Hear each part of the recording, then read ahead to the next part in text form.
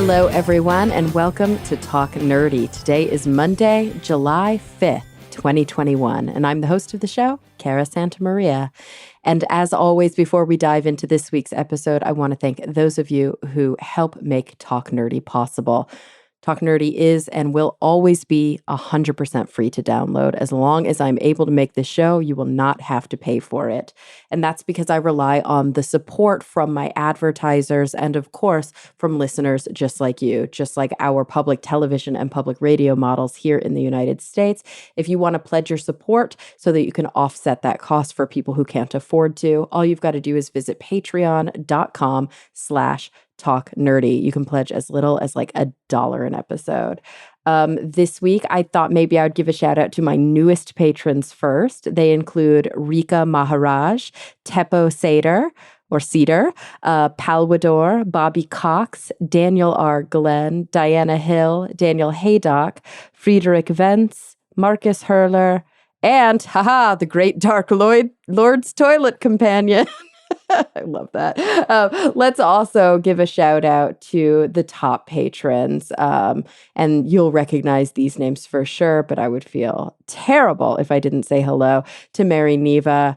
Thank you so much, Mary. Rob Schreck, welcome back. Pasquale Gelati, Brian Holden, Christopher Pitts, Daniel Lang, David J. E. Smith, Dudas Infinitus, June Sapara, Ulrika Hagman, Robert Christ, and Charles Bleal. Thank you guys so much. All right, now let's get to business. Okay, this is a really good one. It's a little deep.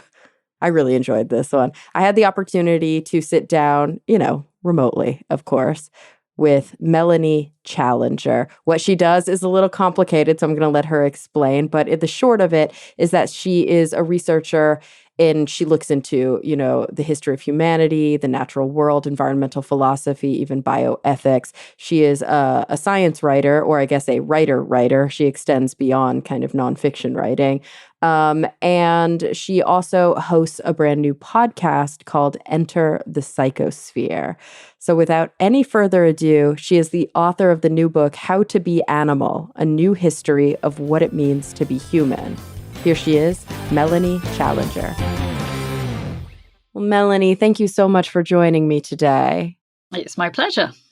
So I'm really excited to talk about your new book, but I'm also really excited to talk about kind of your own personal journey and like all of the twists and turns that led you to take on this, what I think is a really important topic, and one that sort of grapples with human psychology, with biology and physiology, but also with something more fundamental, I guess, philosophy, maybe like moral philosophy. And so kind of before we get into How to Be Animal, I would love to talk a little bit about your journey, because even when you look at your biography, it's such a fun way to put, and almost it tells you everything, and also it leaves you with more questions. Like in your book, it says Melanie Challenger works as a researcher on the history of humanity and the natural world. Like, what does that even mean? I love that so much. Do you know, I remember being with a colleague of mine, a wonderful colleague called Harriet Ritvo, who is she in some ways she pioneered what we now call sort of aspects of anthrozoology or human animal studies, but she's a historian. Mm-hmm. And she and her speciality within history is looking at how humans have thought about and related to non-human animals. She's brilliant. She's at MIT, and I remember having lunch with her when I was over in Harvard. In Harvard, and I said, Harriet, what is it that I do? How can I pithily describe it to people? And we had this great laugh because she said, well, it's sort of anthropology of science, it's environmental history, it's environmental philosophy. And it went on like this. And we suddenly realized, she was like, you know what? You can't categorize you and you can't categorize me. Yeah. It's so many things, but it's also so fundamental to like the human experience. I don't know. It speaks to me really personally. my background is neuroscience, but then I got into psychology. Now I'm working on that PhD, but I'm existentially oriented. So it's got like a strong philosophy bent Yeah. to it. Like, it's like, I think one discipline, and anymore, it's getting to the point for many people where one discipline is not enough. We are Absolutely. so multidisciplinary in our approach. Well, it's difficult, isn't it? So I think about this sort of thing all the time because, so my background, to seriously answer your question, my background, I studied English literature and language at Oxford, and what I was primarily interested in, other than literature itself, was codes, linguistic codes, those sorts of things. That really early on gave me a great interest in language diversity, linguistic diversity, and how information is encoded in languages.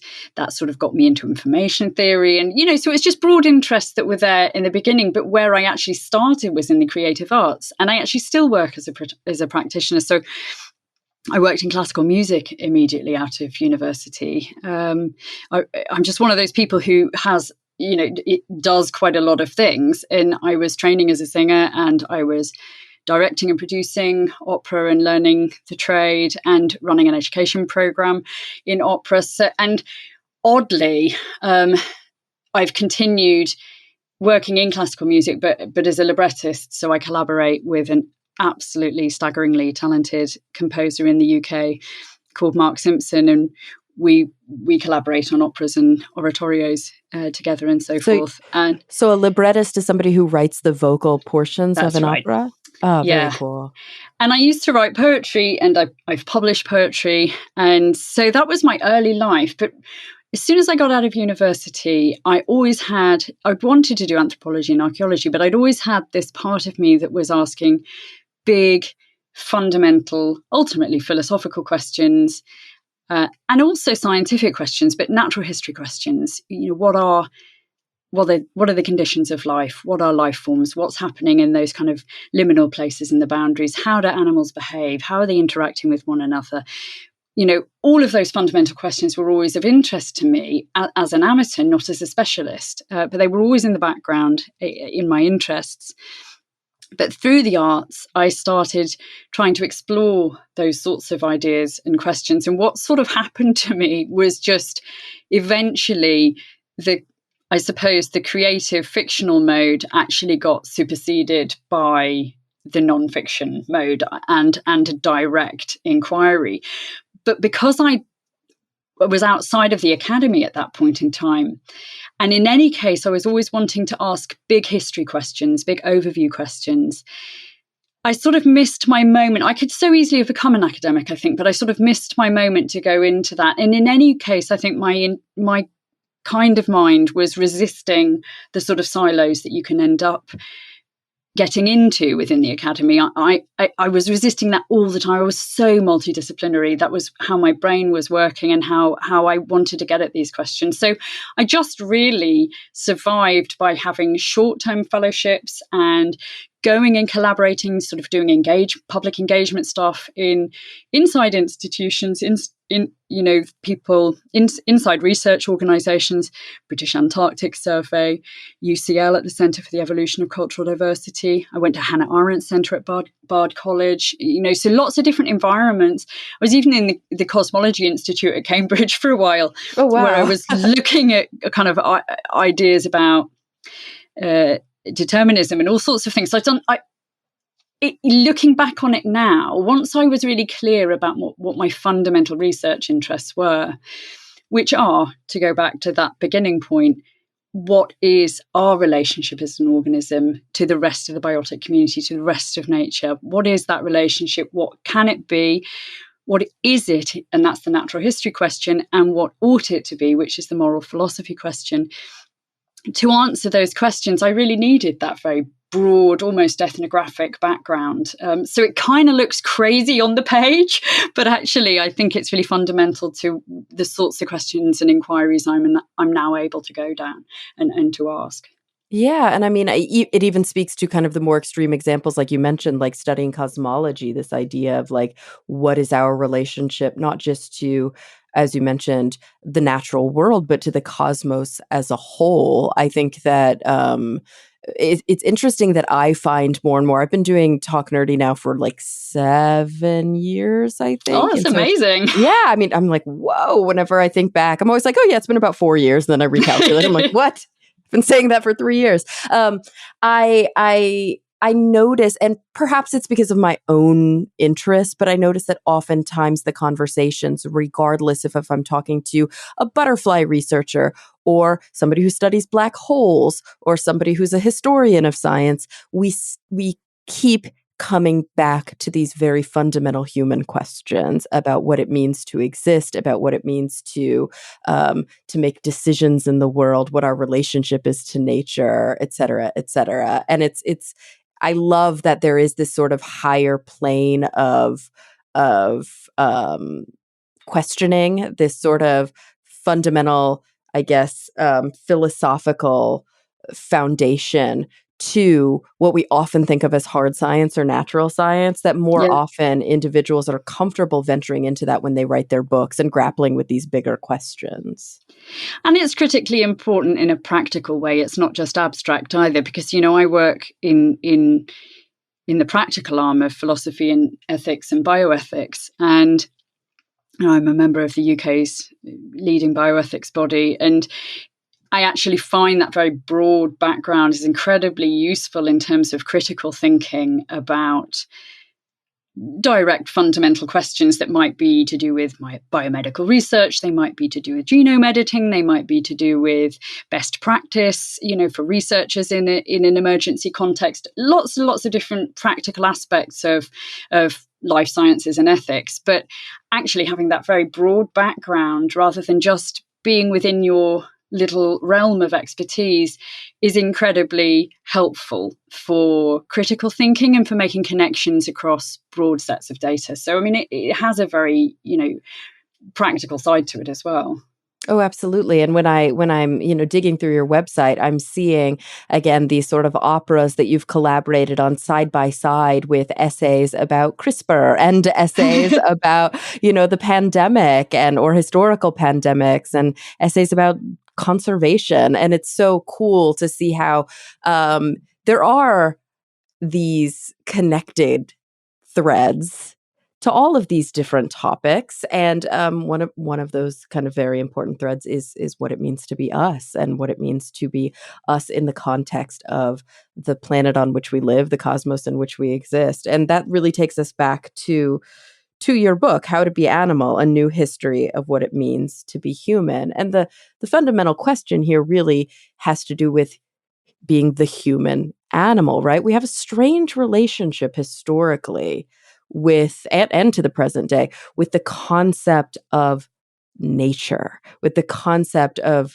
biological, evolutionary, being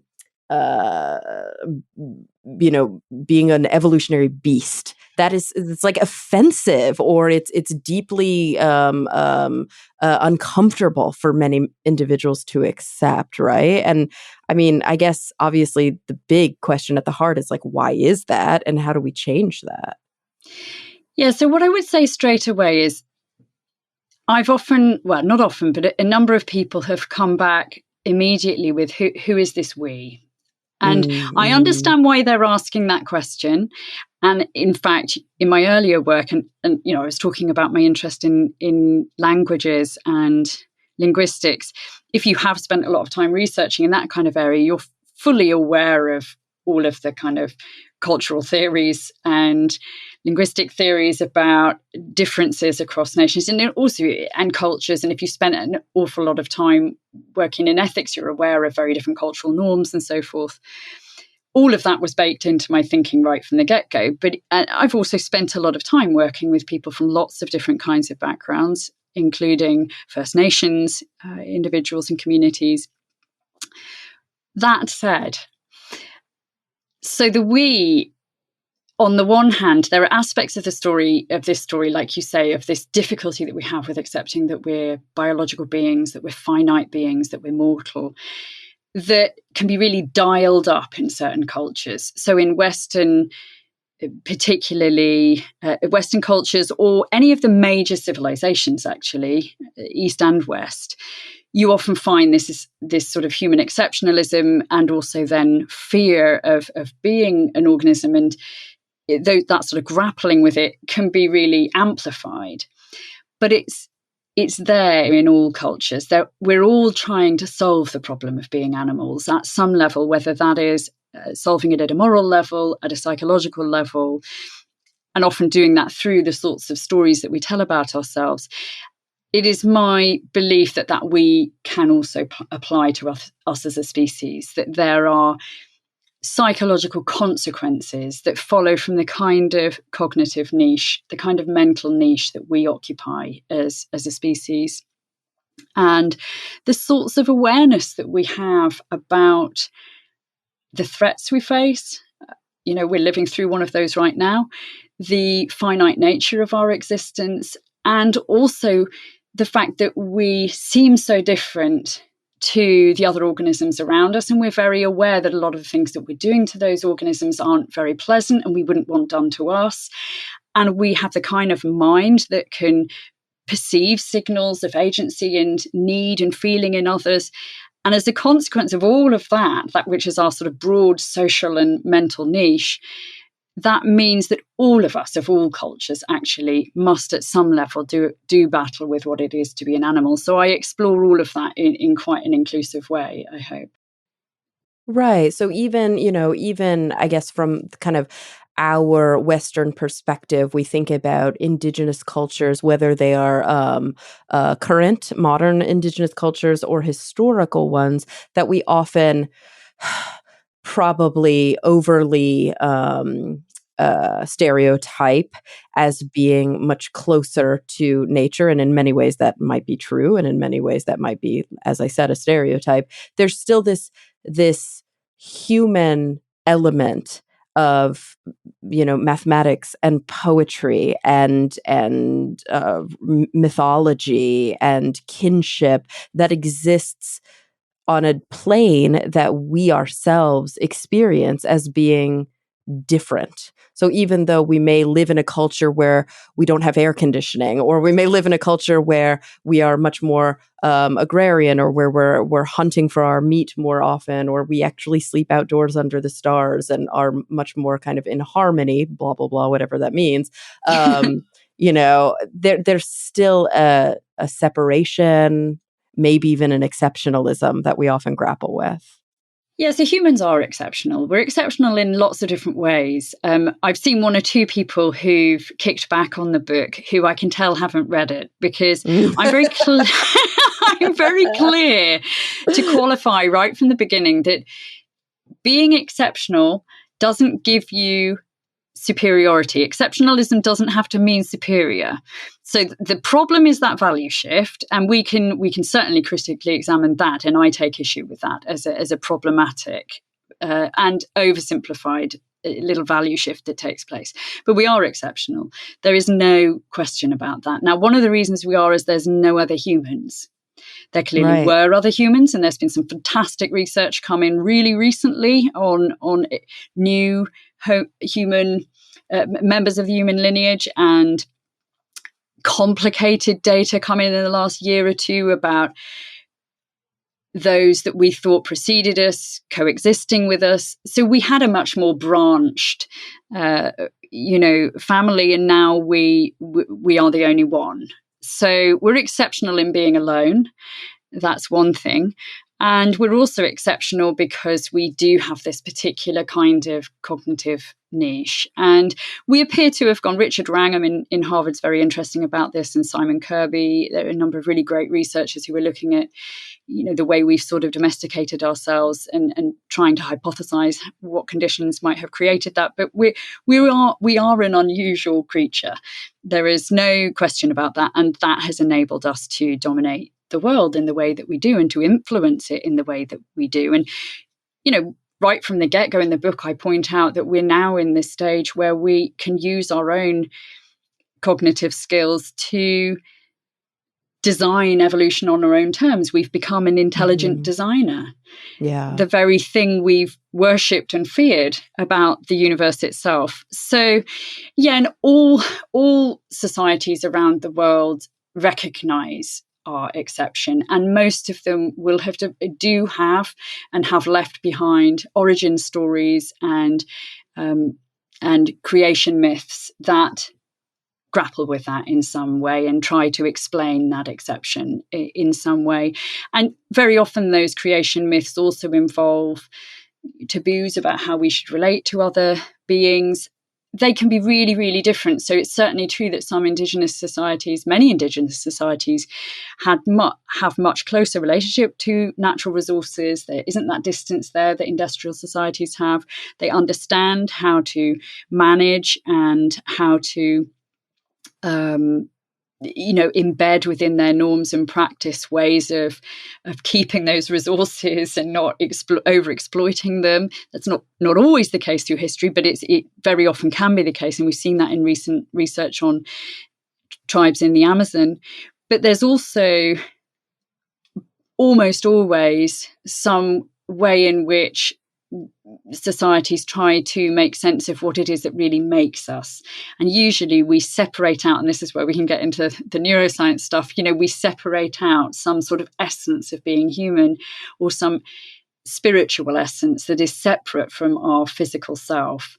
And even in societies that think that sort of separate essence, that spiritual essence, if you like, is found in plants and is found in animals that are also perceived as having a kind of personhood, in most dominant cultures now, the idea is that there is some separable sort of non-physical part of human beings, and that this can save us from the things that we don't like about being animals. So those sorts of things we see recurring over and again in cultures all around the world.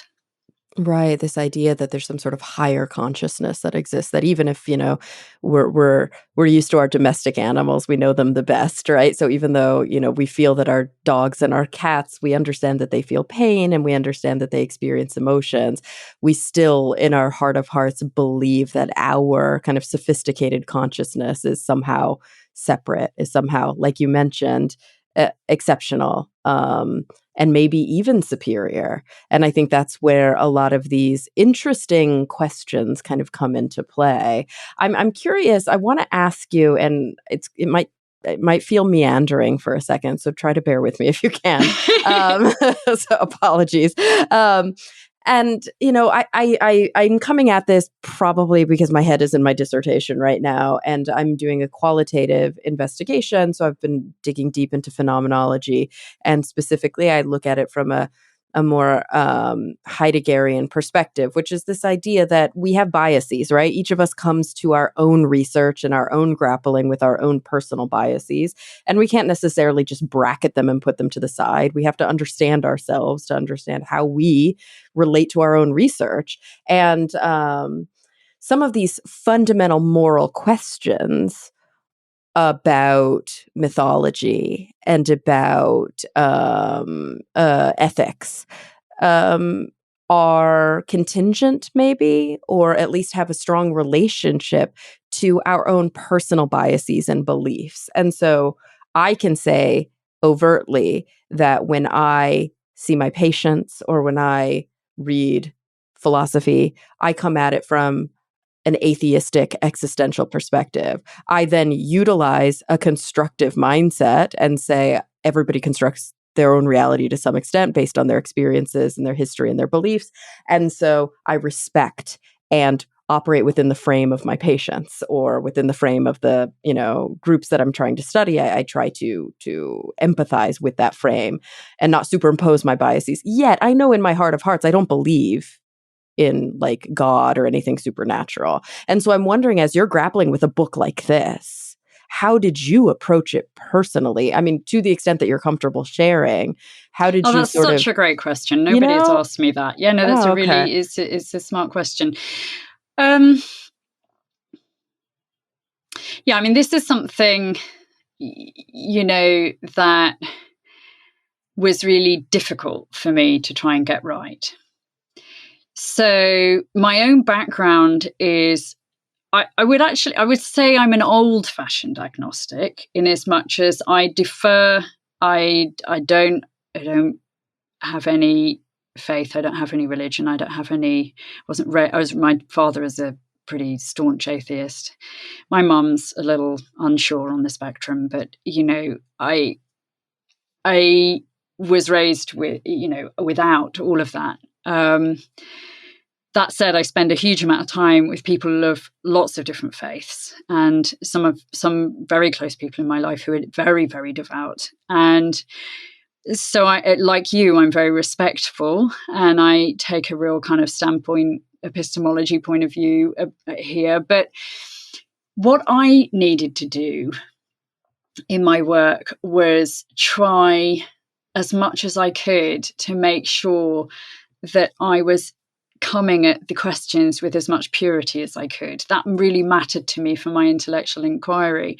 And I used to really give myself a headache trying to really go to first principles, trying to really be sure that I wasn't skewing it, that I wasn't cherry picking data, that I was actually exploring the human condition as truthfully and as honestly as I could, even if I was turning up stuff that ran counter to what I believed. I try. So in the book, one of the things I really try to do is point out when there's contested theories, point out when we don't really know, point out the subtleties. Whereas you read so many books on consciousness or in human history, and you see them drop in these things as though they're a fact. Now, it may be because that's their theory that they're trying to peddle, but it's always struck me as dishonest. You must acknowledge if it's very contested.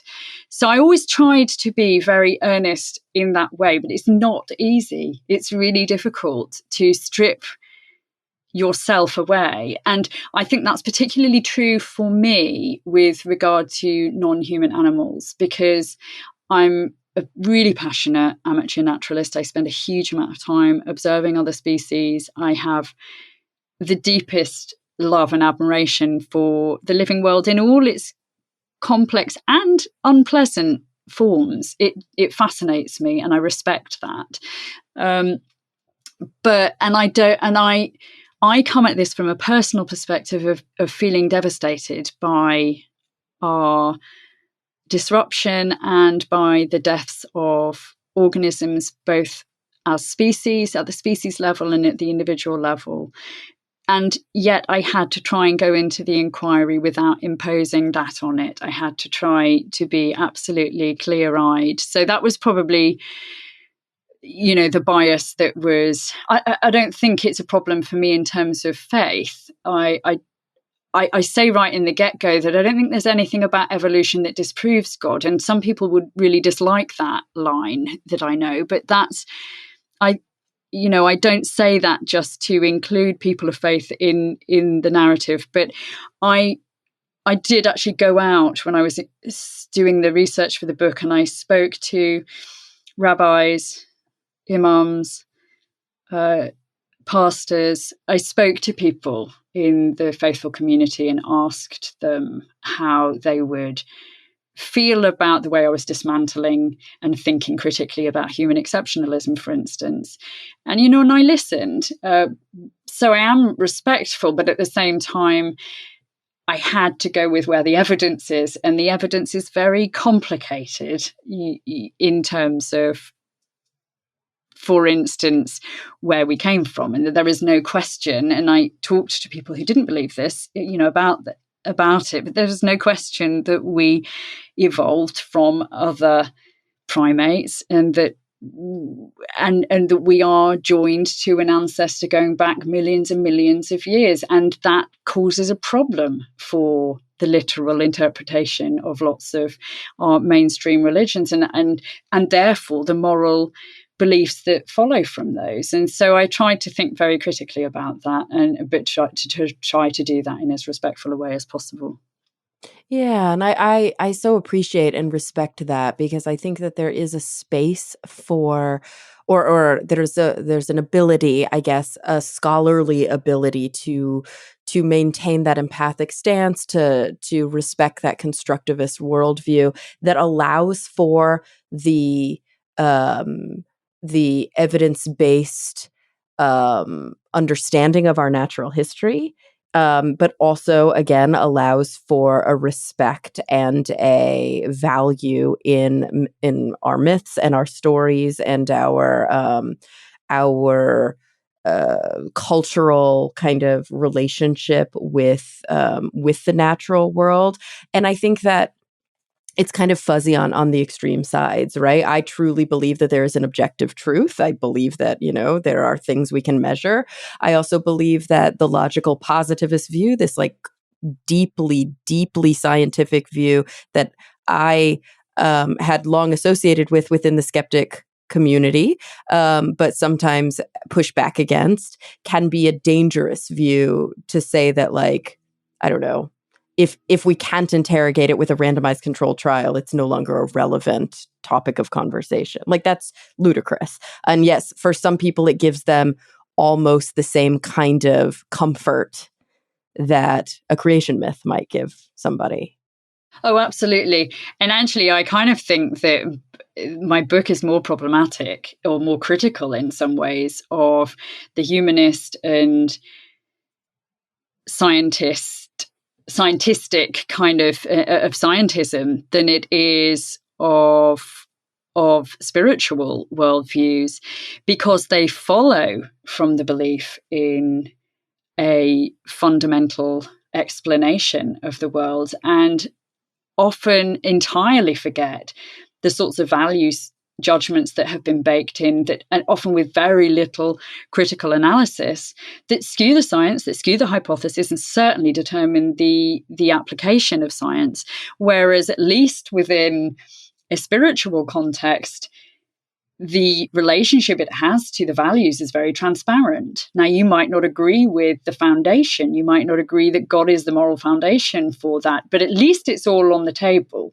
Whereas what happens in science is the value judgments are still there, but they're hidden and under a cloak of objectivity, and that's a real problem for me. It's so interesting that there's this whole like meta component to your work that is maybe like to some extent made explicit through the words that you so kind of beautifully lay out, but that's also in many ways implied. It's kind of the under layer of what our relationship to one another, our relationship to the natural world. In order to be able to make this relationship explicit, these are the questions you really had to grapple with, and you managed. I can't imagine, like, how long did it take you to write this book? Because it's not a long book, and it's a very readable book. You know what I mean? It's very digestible, and it's not overwhelming. But the topics you're grappling with are so overwhelming. Yeah, and it won't. That aspect of it was very deliberate, and it won't be for everyone. I think some people prefer a simple, straightforward, fact-based, popular science book or popular history book or what have you, and would struggle with the flow of and range of subjects. And to a certain extent, it has sort of aphoristic elements to it in its style. So I researched and thought about this over, well, I mean, in some ways for most of my life, but certainly very consciously for at least 8 or 9 years. Wow. Okay. And so it was a long run up to the write up. So it is deeply, deeply thought in that respect. The actual write-up took a couple of years because I have 2 little kids, and so a lot of the research was happening while I was really staying at home with them mostly and helping them to get ready for preschool and that next stage in their development. And so I couldn't really write until they'd gone to school properly, hence the gap in my career in that respect. But so it took about 2 years to write. But the thing that's funny about it is that what was really crucial was, there were loads of questions that were very interesting to me. For instance, how do we rebuild morality in an amoral world? What should be its foundation if you do remove God, let's say, is the foundation? How do you rebuild that kind of system? That all of that sort of stuff is really fascinating for me, and could be books all in their own right. But I knew I had to focus on the fact that I was trying to expose something about the human condition that I hoped would be meaningful to people, which is that we struggle with being an organism, that it affects us, it troubles us morally, it troubles us psychologically, and that the best thing we can do for ourselves is to try to build a better relationship with being finite beings in a finite world, with being mortal, with being things that will be injured, will die, need to eat, need to, reproduce, all of these sorts of animal things that we do and that follow from being an organism as well, more broadly, that I knew that is really key to so many of us. And it's under the surface all the time. Our relationship to death is under the surface a lot of the time. Our relationship to our sexual lives, all of these sorts of our reproductive behaviors, the whole life cycle of being a human, are so fundamental to us, and yet slightly managed and controlled in different kinds of ways. And I wanted to surface that. So I had to find in that preface a way of getting that fundamentally distilled. So it was funny. The rest of the book wrote relatively easily. I knew the subjects, and I did most of the heavy lifting. I wanted it to be light for people so that it wasn't too heavy. They got what they needed to get, and if they wanted to go and do a deep dive into any of those subjects, they could, but they knew enough to see the connections and to build up the argument. But really the fundamentally important bit was the preface, this short, 3,000 word bit at the beginning. And that took 10 months. My husband kept on coming to me each day. I'd come out and I'd be like, I'm still working on it. He'd be like, have you got past the first chapter? I'd be like, not yet, but I will. Soon I will get past. It'll be like a fire hose then. And I couldn't even admit to him that it wasn't even the first chapter. It was just the preface. So that was a really hard one. But it makes so much sense. It contains, multitudes. It's so fundamental. And I'm so glad that you grappled with that for as long as you did, and that you made that explicit even here sitting with me. It speaks to me personally in my own academic journey and my own sort of personal relationship with my patients and with my work as it continues to evolve, because I work with patients with cancer, and I specifically hope to specialize working almost exclusively with patients who are dying. About a third of my patients kind of fall into that, metastatic group. And even with patients who are not actively dying, I really take the tack that is taught by existential psychiatrists like Irvin Yalom, that fear of death and grappling with our mortality, it exists below the surface and is one of the four. He defines four fundamental givens of existence. But in his book Existential Psychotherapy, half the book is dedicated to death. The other three givens are just the back half of the book, but the first half is death and the fear of death and what it means to be moral and what our relationship is as a embodied being.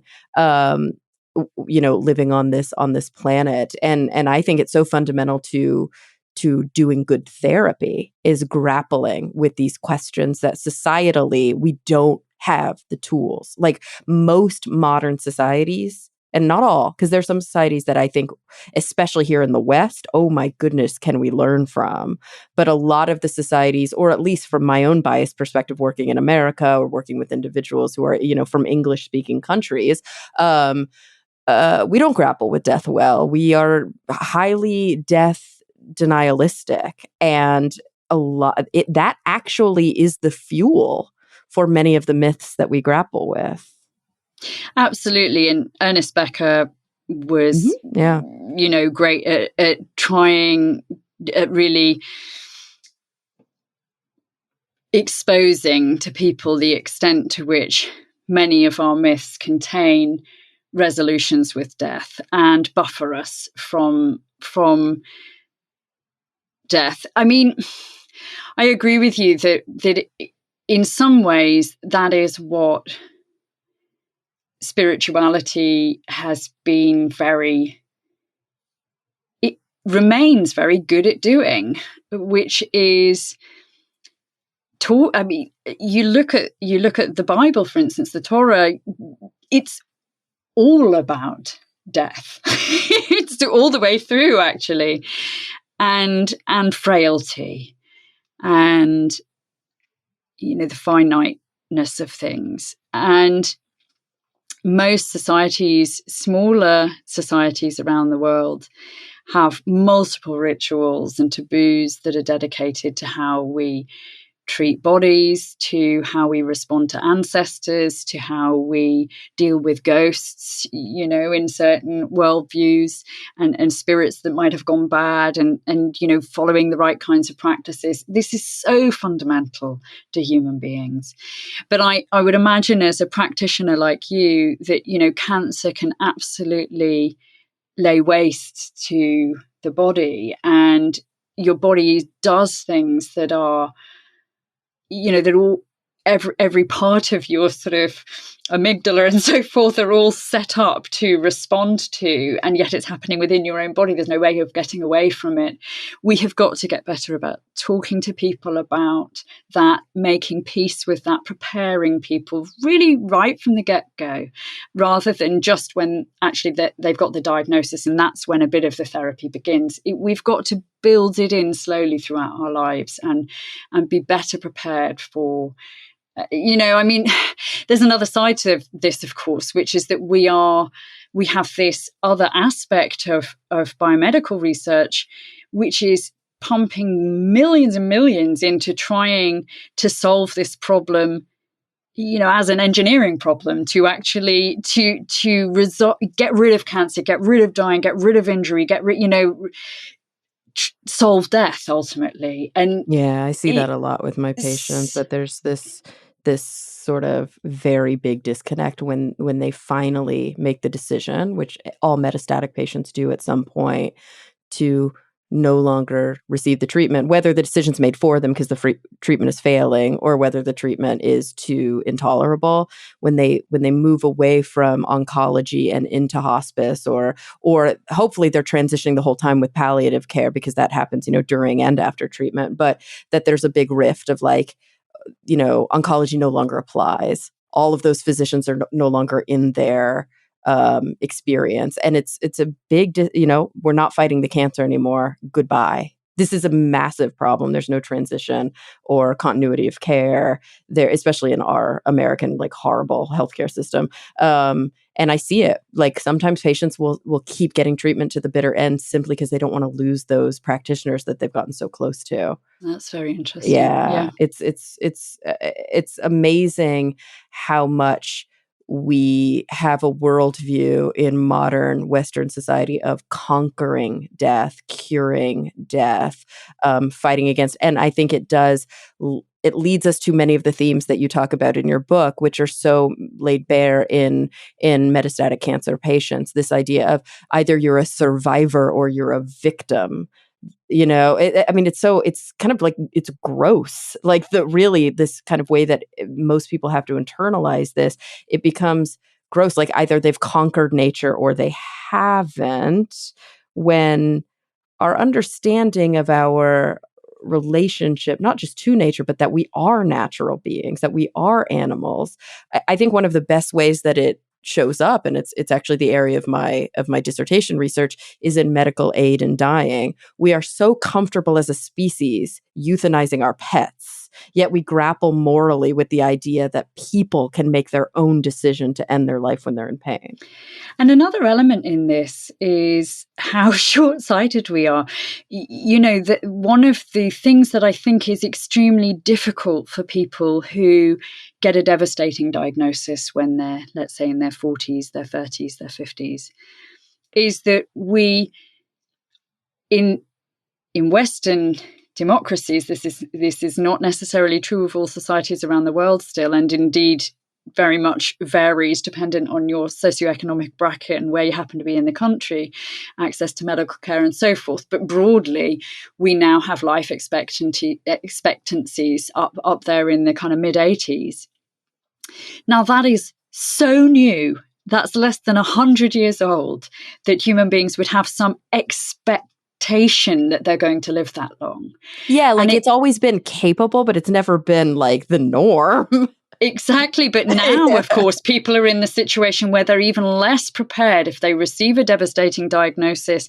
They're seeing is, well, hang on, I should have lived another 20 years, or I need another 5 years. There's not my. And in some ways, of course, we all feel like that. Of course, all organisms cling to life.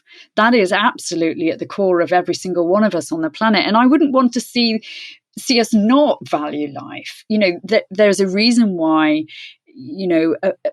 mental health problems that become devastating for people, that are depressive are, flip into anti-life. It's not a good condition for people to end up in, and they need support if they do end up like that. I'm not advocating that. I'm just pointing out that it's very new, this idea that somehow we're owed this long life, and it affects how we respond to our own deaths, our diagnoses, but it also affects how practitioners and researchers, what they're putting their energies into. And what we're doing so much at the moment is putting masses of money and time and energy into trying to give ourselves the longest life, or even as disease-free life as possible, and paying absolutely no attention to lots of other aspects of what it means to be human and what's valuable about a life, what a good life looks like. I so agree. And that's why books by people like Atul Gawande have been so like transformative, because this idea of like, quality of life versus extension of life is become part of a calculus only very recently, and only to, I think, practitioners who grapple with that, who have that kind of training.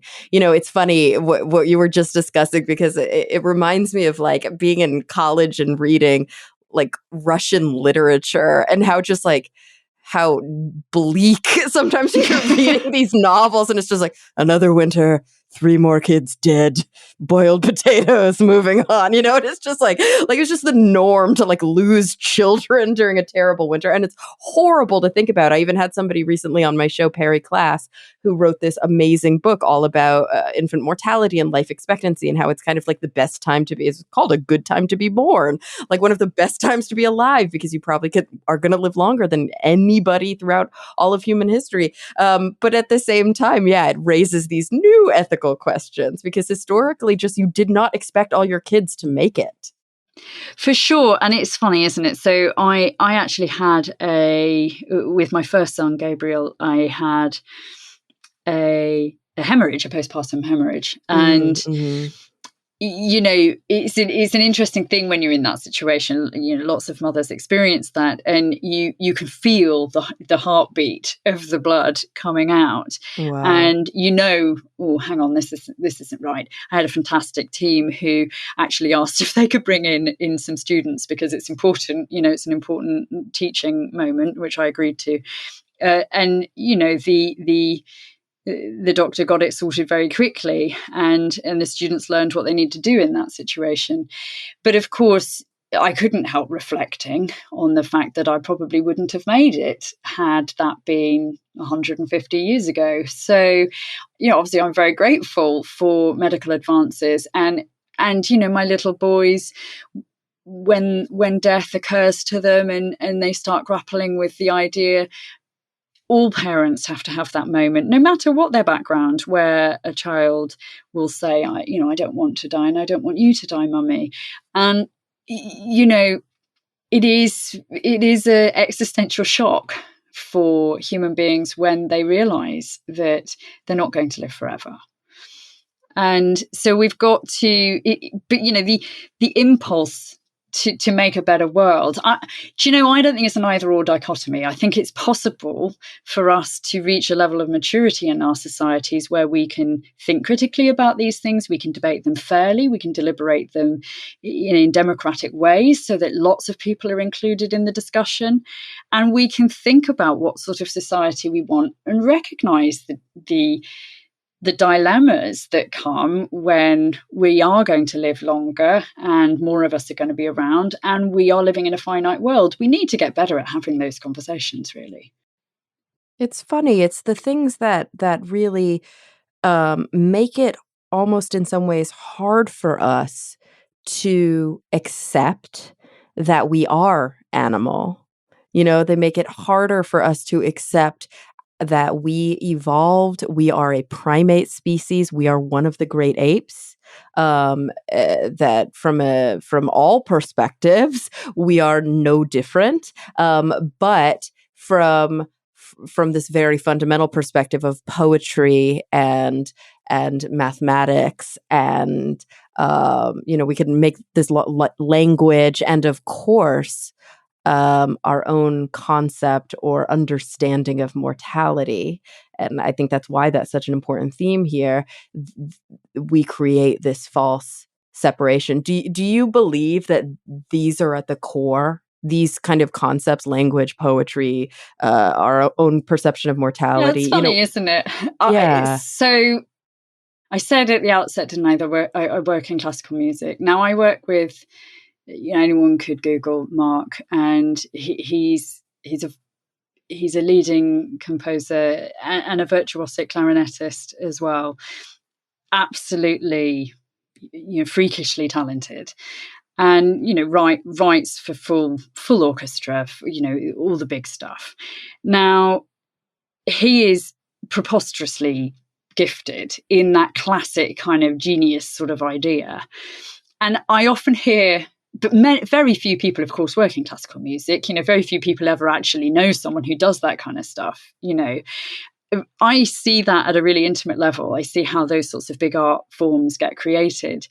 And yet when I'm in my separate life, when I'm working in sort of environmental history or human history, this kind of subject matter, and I hear that argument put back at me, but, we can write poetry, we can make symphonies. Yeah. Actually, for someone who works alongside people who genuinely do write symphonies, it isn't that. I love symphonies, don't get me wrong, but it isn't that really, it isn't that I locate our exception and meaning. It is a remarkable thing that has followed from our cultures and our way of encoding information and sharing information and handing information down externally beyond the body through our cultural evolution. And of course, symphonies evolve. The sorts of music making that was happening 10,000 years ago, 1,000 years ago, is different in its complexity, not better or worse necessarily, but different in its complexity because there were different choices available. There was less that had taken place at that point in time in history. Ultimately, and you can't start seeing our generation as being somehow morally superior or more exceptional than our human ancestors 1,000 years ago, because they didn't know what we know now. What's the extraordinary thing that's happening is the culture over which we actually have only sort of limited power. It's a collective achievement. So what really is it different about us is that kind of cultural evolution on that sort of scale. We can obviously see lots of cultures in other animals, and we can see how gradually our particular kind of cultures got to this sort of scale. But it's that collective cultural evolution that has really driven the exception. And there's a writer, Gaia Vince, who did something on this recently, but with her book Transcendence. She was on the show a few months ago. Yeah. So, this is in the lots of people are talking about this at the moment. And who's the guy at Harvard who also writes very eloquently on culture? He's gone. He'll have to forgive me. His name has gone from my mind. It's the end of a long day. But it's not the. I actually personally find all of that remarkable, but I find it the point of that gradualist story about what cultural evolution achieves and how you can't decide that it's some line of progress. Mm-hmm. It's just a product of cultural evolution, just as evolution itself isn't a line of progress to better organisms. Our cultural accumulations aren't something from which we can clearly derive uncritical moral assumptions from. Actually, the place that I think is the surest area where we can is in our moral behaviors. And so I actually think what is most remarkable about human beings is that they have a concept of good. And that's a very simple idea, but that's what I think is remarkable about us. Yeah, it's such a simple thing, but you're right. Like, I don't think we often think about that we have value judgments. We have a concept of something being good or something being bad beyond it brings me pleasure, it brings me pain, even though that's a part of the calculus. Yeah, all animals are pursuing the good for themselves, of course. And our abstract concepts have emerged from that. But the ability to think about those things in very conceptual terms and then to act on them in our behaviors in ways that give us incredible behavioral flexibility is unique in nature as it stands at the moment. And it's a beautiful thing. We can have all kinds of relationships with totally unrelated organisms. We can stop ourselves from doing something that all of our body is desperately wanting us to do. Yeah. These are fantastic potentials. And I think actually we don't foreground them as much as we should do, even though we totally live by them all the time. But we forget that that act of clemency, that act of compassion is really what's remarkable about humans. And so I'm curious then, from your perspective, how, you've been grappling with these questions for so long. How do you think that we get back? What are some of the ways that we can, uh, I don't know, train ourselves back into an understanding and an appreciation that we are so connected, that we are animals, and that even though we do have these unique qualities, we have so much more that we share with chimpanzees and bonobos and orangutans and gorillas and gibbons than we don't. We're so focused on what's exceptional that we often forget the 99.5% that is the same. I think it would help us greatly if we took in, I mean all major societies, but all societies could do with following this through. I think we could do with respecting early years more and respecting end of life more. So those two phases within society are so crucial to us. On the one end, making peace with the finite nature of our lives and our bodies, and that our bodies will decay back into the earth from which they came. And on the other hand, and that we must understand that and accept that about our condition. And then on the other hand, that those 0 to 3 years where we're developing in utero, and then when we're in our fundamental care relationships outside of the womb, are so crucial. What touch we receive, that touch is good, that we get the nourishment that we need, that our caregiver isn't super stressed and is supported properly, are fundamental to how we thrive afterwards, to how we respond to stress in our environment. All of those kinds of things that affect our decision making, affect our moral agency. If we could get those 0 to 3 years right, that would be a major step forward. And getting that 0 to 3 years right often means really paying attention to our biology in ways that we find quite difficult. And looking at everyone getting a fair life chance and the right kind of support at that stage. Agree. And also empowering women to make decisions that allow them to say, I'm ready for this now, or I'm not. Yeah. Absolutely. Reproductive choice for women and the right kind of support for women and new parents. Obviously, we have some different parenting models available now, but broadly that we support the primary caregivers and that we support new parents. It's enormously difficult to carry a baby and to raise that baby, to feed that baby from your body. We know breastfeeding is and touch are very, very fundamental to all sorts of aspects of development, but we need to make those things possible for women in those first stages, and yet they can still be a part, of it's not hidden away, and they don't feel that they're falling off the radar and they can't get back into their working life.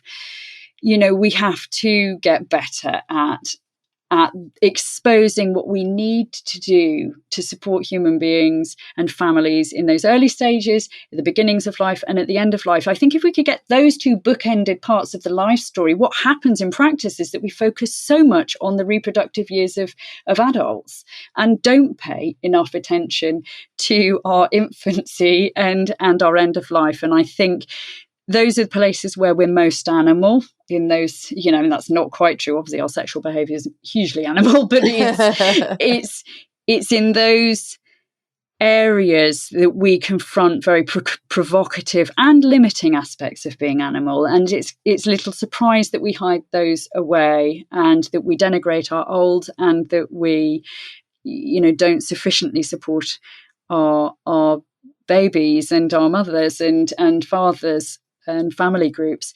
But I think that if we could really get those right, they would inevitably surface a lot of the stuff that we've been talking about, and that would hopefully be a maturing stage for us as as different societies.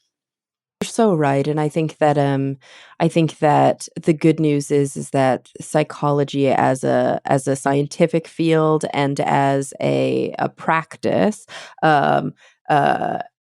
has grappled with this for some time and has at least started to prioritize this type of thinking. Unfortunately, most people don't have access to good mental health care, and most people, across the planet, there's still like a heavy stigma around mental health care. But for so many people, when they finally are able to engage, a lot of the work is about processing the difficulties in early childhood. And hopefully trying to grapple and make some corrections. I think that when I do therapy, and when many of my colleagues that I've learned from do therapy, when I read books from brilliant therapists over the years, one of the fundamental things that we come back to over and over is, but first, safety. If you don't feel safe, kind of nothing else follows. And it's just so fundamentally important to feel safe.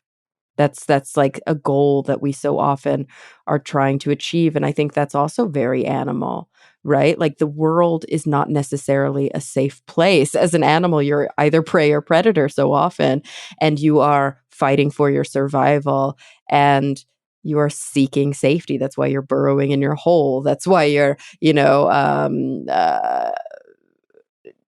sleeping through the winter. That's why you are being carried on the back of your mother, or all the different ways that we see it in nature. And of course, we have our own recapitulations of that.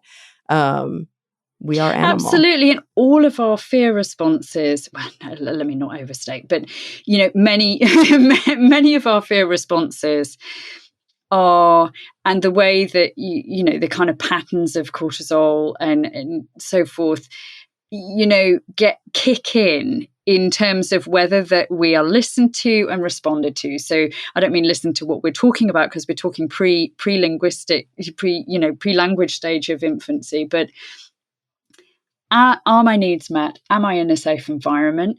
Well, that's going to determine how much of a agitated, fierce being I have to be, versus, okay, I'm going to still have some knocks in life. I'm not always going to get what I want, but mostly I have been in a safe, controlled environment. So I have the resilience now to go on. We think we can totally get that. We get that with rescue dogs, right? We totally understand, oh yes, this dog's behavior is in response to the kind of treatment it had as a puppy. We totally get that. And yet when we forget that we are incredibly close, there's huge conservation between the way a mammal like a dog, a canid will behave versus a primate like us, that it's a lot of these sort of systems and processes and the sorts of ways that we deal with stress and how we respond in those early years are highly conserved across species. And we see very similar patterns with human beings. And we can see that in the body, see how much a difference touch makes, being close to your caregiver, smelling your mother or father, affects the release of hormones in the body that affect the whole of the kind of neurochemistry. And it shouldn't surprise us. It shouldn't be controversial. It's not always easy to get the data or to determine what that's going to mean later on in life. That's where it can get very sketchy and difficult to completely understand. But we can certainly recognize that it impacts us. We know this. And that's deeply animal stuff, Deeply. I mean, you're so right. That's so fundamental. Well, Melanie, gosh, there's so much more that we could talk about. And I know that we took it kind of in some interesting and strange directions today, as I tend to do. But I'm glad that you were willing to take that ride with me. But before we go, I was hoping that I could ask you, because I know I've kept you a little bit over. I was hoping that I could close the show the same way I always close, by asking you my two basic questions. Each person who comes on the show. Oh, good. Okay, great. Each person grapples, and I'm just fascinated by how their different perspectives kind of lead to their answer. So, I want you to think about the future in whatever context is relevant to you. So it could be like big picture, kind of the way that you grappled in your book, or it could be a little bit more, personal. Contextually, that's up to you. The first question is, what is the thing that is keeping you up the most at night? The thing you're most concerned about, most maybe even a little, I don't know, pessimistic, cynical about? What are you, really grappling with? And on the flip side of that, so that we end on a more positive note, what are you comforted by? What are you looking forward to? What brings you optimism and hope about the future? It's difficult to give you one answer to this, because there's a number of things that keep me up at night at the moment.